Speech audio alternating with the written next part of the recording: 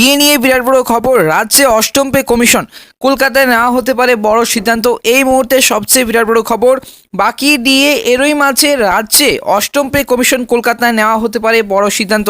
এই মুহূর্তে সবচেয়ে বিরাট বড় খবর, বাকি ডিএ এরই মাঝে কিন্তু রাজ্যের সরকারি কর্মচারীদের অষ্টম পে কমিশন কলকাতায় নেওয়া হতে পারে। এবার কিন্তু বড় সিদ্ধান্ত। আজ 28 থেকে 30 ডিসেম্বর কলকাতায় অনুষ্ঠিত হতে চলেছে সর্বভারতীয় রাজ্য সরকারি কর্মচারী ফেডারেশনের সাধারণ সভার বৈঠক। আজ থেকে আগামী 30 ডিসেম্বর পর্যন্ত অনুষ্ঠিত হতে চলেছে সর্বভারতীয় রাজ্য সরকারি কর্মচারী ফেডারেশনের সাধারণ সভার বৈঠক।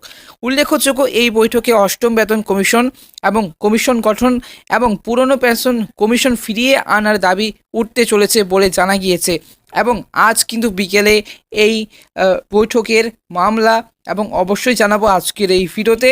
তাই উল্লেখযোগ্য, এই বৈঠকে অষ্টম বেতন কমিশন গঠন এবং পুরনো পেনশনের ফিরিয়ে আনার দাবিতে উঠতে চলেছে বলে জানা গিয়েছে। অবশ্যই আপডেট আসবে আমাদের এই ভারত এক্সক্লুসিভ ইউটিউব চ্যানেলে। তবে এই আবহে যে সরকারের উপর চাপ সৃষ্টির লক্ষ্যে নেওয়া হতে পারে বড় সিদ্ধান্ত। তবে ফেডারেশনের সভাপতি সুভাষ লাম্বা জানিয়েছেন যে সমস্ত রাজ্য থেকে প্রায় 600 জন প্রতিনিধি সাধারণ পরিষদের সভায় অংশ নেবেন।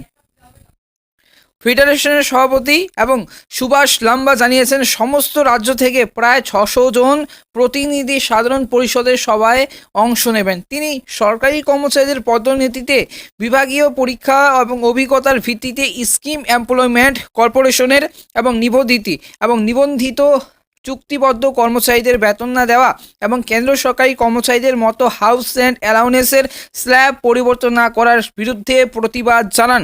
এবং স্পষ্ট ভাষার তিনি বলেন যে কর্মচারী বিরোধী নীতি মেনে যাওয়া যায় না। তবে এদিকে বৈঠকে অষ্টম বেতন কমিশন এবং ওপিএস নিয়ে দাবি তোলা হবে বলে জানান তিনি। তো বন্ধুরা, এই মুহূর্তে যে সরকারি কর্মচারীদের ডিএ নিয়ে যে 4% বাড়িয়েছে, তবে বাকি যে 36% হারে কবে পাওয়া যাবে সেই নিয়ে আলোচনা করব আজকের এই ভিডিওতে। আজকের এই ভিডিওটি কিন্তু আপনারা অবশ্যই প্রথম থেকে শেষ পর্যন্ত দেখবে, ভিডিওটি স্কিপ করে দেখবে না। অবশ্যই কিন্তু আজকের এই ভিডিওটি প্রথম থেকে শেষ পর্যন্ত অবশ্যই দেখবে।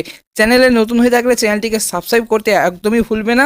অবশ্যই কিন্তু আপডেট জানার জন্য অবশ্যই কিন্তু এরকম আপডেট জানার জন্য অবশ্যই কিন্তু আমাদের এই ভারত এক্সক্লুসিভ ইউটিউব চ্যানেলটিকে সাবস্ক্রাইব করে পাশের বেল আইকনটা অবশ্যই ক্লিক করে রাখবে। দুর্গাপুজোর আগেই সপ্তম বেতন কমিশন এবং অনুযায়ী ডিএ বেড়েছে কেন্দ্র সরকারি কর্মচারীদের। তবে আর কয়েক মাস পরে কিন্তু আরও এক দফায় বাড়তে পারে সরকারি কর্মীদের মহার্ঘ ভাতা। এবার কেন্দ্র সরকারি কর্মচারীদের 2024 সালে, আগামী 2024 সালে এবার কিন্তু জুলাই মাস থেকে এবং হয়তো মার্চ মাস থেকে কিন্তু কার্যকর হবে আবার কিন্তু 4% কেন্দ্র সরকারি কর্মচারীদের। তবে এবার কিন্তু মোট শতাংশ কেন্দ্র সরকারি কর্মচারীরা 50% হারে ডিএ পাবে। তবে দুর্গাপুজোর আগেই যে সপ্তম বেতন কমিশন অনুযায়ী ডিএ বেড়েছে কেন্দ্র সরকারি কর্মচারীদের, আর কয়েক মাস পরেই এক দফায় কিন্তু বাড়তে পারে আরও সরকারি কর্মচারীদের, কেন্দ্র সরকারি কর্মচারীদের মহার্ঘ ভাতা। এরই মাঝে কিন্তু উঠেছে বেতন কাঠামো পরিবর্তনের দাবি। উল্লেখযোগ্য, গত 2016 সালের 1 জানুয়ারি থেকে দেশে কার্যকর হয়েছিল সপ্তম বেতন কমিশন। সেই অনুযায়ী বর্তমানে সরকারি কর্মচারীদের ন্যূনতম মাসিক বেতন 18,000 টাকা। তবে গত 2016 সালের 1 জানুয়ারি থেকে কিন্তু দেশের কার্যকর হয়েছিল সপ্তম বেতন কমিশন। সেই অনুযায়ী বর্তমানে সরকারি কর্মীদের ন্যূনতম এবং মাসিক বেতন 18,000 টাকা। এর আগে দুর্গাপুজোর সময়কালে যে কর্মীদের 4% ডিএ বাড়ানো হয়, তবে 2023 সালে 1 জানুয়ারি এবং 1 জুলাই থেকে কার্যকর করা হয়েছে নয়া ডিএ এবং 2023 সালের 1 জুলাই থেকে কিন্তু কার্যকর করা হয়েছে নয়া ডিএ কেন্দ্র সরকারি কর্মচারীদের। এবার কিন্তু বর্তমানে তাদের ডিএ বেড়েছে 46% হারে। এবার ডিএ বেড়েছে 46% হারে ডিএ হয়েছে। তবে রাজ্যের সরকারি কর্মচারীদের, পশ্চিমবঙ্গ রাজ্য সরকারি কর্মচারীদের একদিকে দেখা যায় তারা কিন্তু 46% হারে ডিএ পাচ্ছে না, তারা কিন্তু এবং 36% পিছিয়ে 36% বাকি। এবার কিন্তু 4% ডিএ বাড়িয়েছে।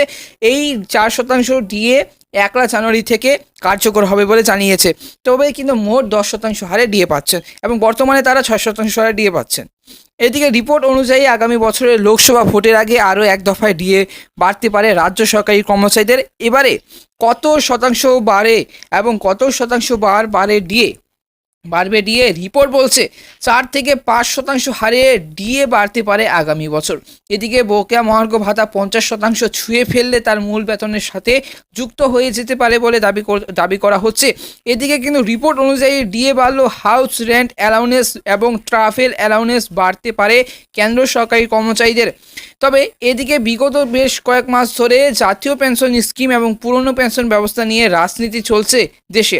বহু ক্ষেত্রেই সরকারি কর্মচারীদের পুরনো ব্যবস্থা চালু করার দাবি করছে এবং কিন্তু যে নতুন পেনশন স্কিম নিয়ে কেন আপত্তি সরকারি কর্মচারীদের, কেন এত আন্দোলন বিক্ষোভ প্রতিবাদ, পুরনো আর নতুন কমিশনের স্কিমের পার্থক্য কোথায়?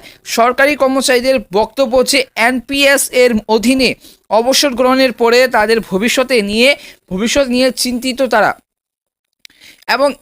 এবং এনপিএস বনাম ওপিএস দুই পেনশন রীতির ফারাক, কিন্তু পার্থক্যটা কোথায়? কত টাকা জমানো হয়েছে, কত এবং বছরের চাকরিতে যোগ দিয়েছেন, কী ধরনের বিনিয়োগ করা হয়েছে, বিনিয়োগ থেকে কত আয় হয়েছে, এই সমস্ত বিষয়গুলির উপর নয়া পেনশন প্রকল্প নির্ভর করে। সেখানে কিন্তু পুরনো ব্যবস্থায় শেষ পাওয়া বেতনের 50% পেনশন পাওয়া যায়, যা নির্ধারিত ছিল। সেই সঙ্গে অন্যান্য সুযোগ সুবিধাও কিন্তু মিলত এতে।